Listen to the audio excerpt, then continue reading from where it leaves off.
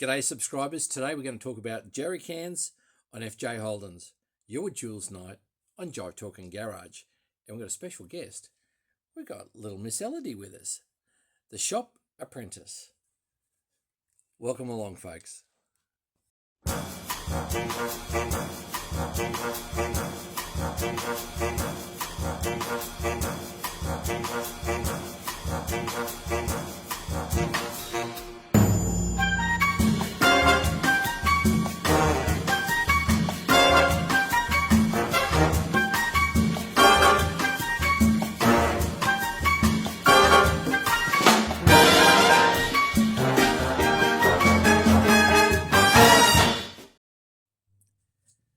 So as part of the many things for the regular production option for a FJ Army Ute, or FX Army Ute, FJ Army Ute, whatever you'd like to call it, was the supply of a jerry can.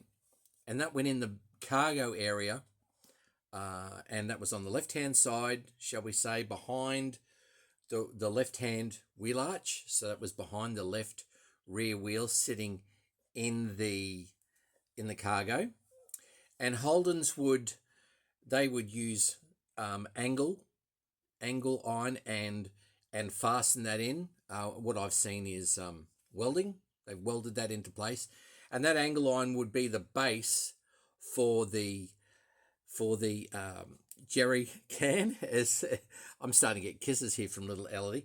This is her last day of being being a little black, because tomorrow she goes and gets a haircut. And I'd say all the black will pretty much disappear and she'll be a silver dog. But anyway, so in the back of the FJ, they would have the angle line, and it would go from the back to the back part of the car on the steel section before the planks, and that would go to the rear of the wheel arch. Now that held the base into place, but then they would have an over the top strap to hold it into place, and then that would be attached to the side of the cargo wall. But I've covered that in other Jive Talkings. But what I wanted to show you was, now the customer was the Department of Defence. So here is a jerry can, and as you can see with a lot of things, Department of Defence, D, up arrow, D, Department of Defence. And this was originally a German design. That was a German design. So this could be held and carried by two people as you were carrying multiples. That's why there's three handles on here. And that's part of why they also call it a jerry can too.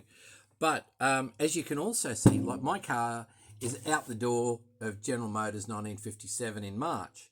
So I've made sure that when looking for a jerry can, we've picked up a 1957 jerry can.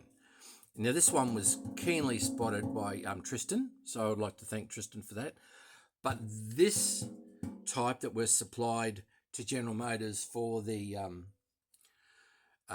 use of Department of Defence for the Army vehicles was made by Ream.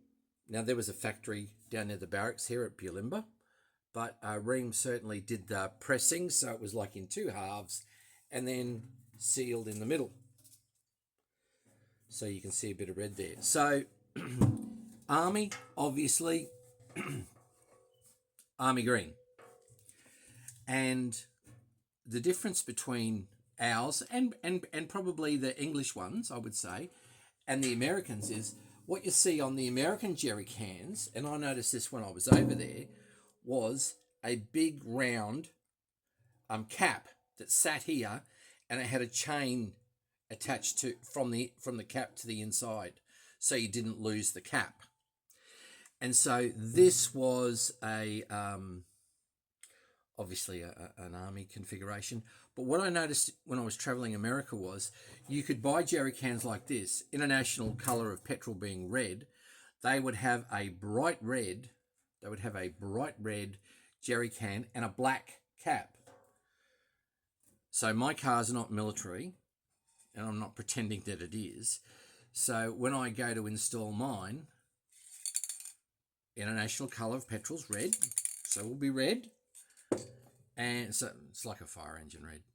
And the cap, so I'll just be using the black gloss, and that should get me a good base to put this on. Now I'm going to mount mine on the right hand side because my panel wagon has the spare wheel mounted vertically on the left hand side using all of the attaching hardware. So I'm going to have that, and so then I'll have the angle for it to fall into.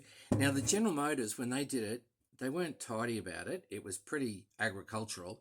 So I want to make sure mine looks clean and tidy. So I'll have that on the driver's side. But one of the other things that you can actually get to assist them is the spout. So the spout, now I bought this as part of my deliveries last week. So the spout goes on here, and then that goes into place. And there you go. You can pour your fuel in. Now, bit of a fun fact: my stepmother, her father, John J. Parker, he was a rat at Tobruk, and one of his jobs in the African desert was draining in the cold periods. He would drain the vehicles overnight, and he would slowly keep the water warm, the coolant. He would keep the coolant warm enough as for it not to evaporate, but not to freeze. And then before dawn, he would have to refill all of the military vehicles for their exercise against Rommel at Tobruk. But that's just a by the by. But these are a sturdy steel construction. I'm actually going to have this one sandblasted. They can do their normal coat, and that'll get rid of all of the